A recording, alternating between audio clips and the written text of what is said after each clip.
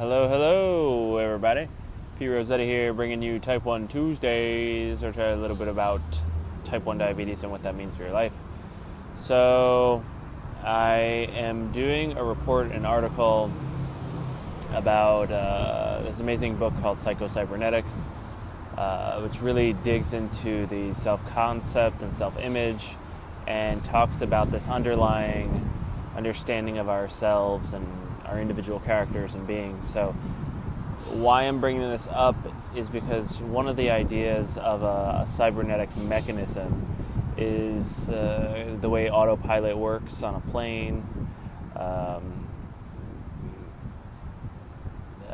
or the thermostat of a heating mechanism in your house, is that there's a sensor, there's sensory systems that gauge whether the information or the set fixed goal is on track or not. So if there's a window open in your house, the fans come on, the heat comes on, and your thermostat regulates the temperature in the room.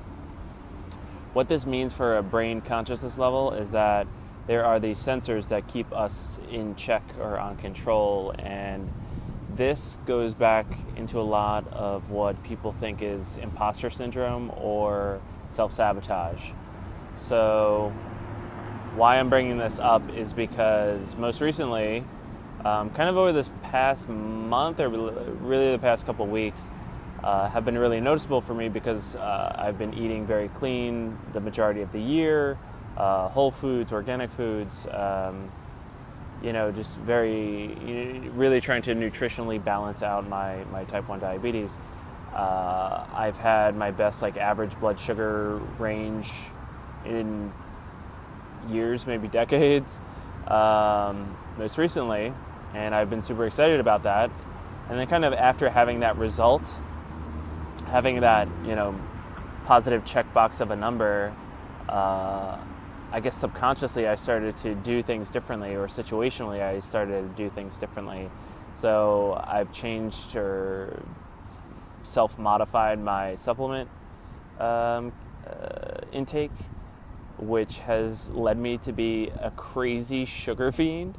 So obviously, it's like what they tell you when you have diabetes, to avoid sugar, which is a construct. But again, I've just been craving sugar recently, and I think, obviously my body's trying to give me signals. My subconscious mind, which drives a lot of my brain and actions and everyone's in this self-concept idea, says, whoa, with the good blood sugars and all, let me correct you, let me keep you back on course, let me reprogram you back to what you may or may not be used to. So going from an extreme positive to triggering mechanisms of overindulge, overeat, buy ice cream, buy ice cream now.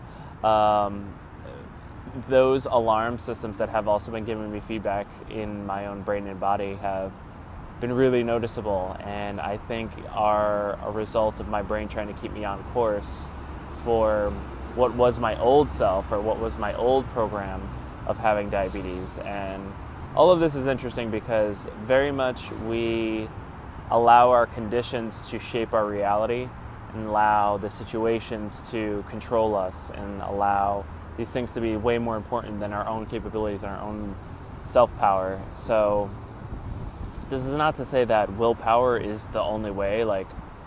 I'm not going to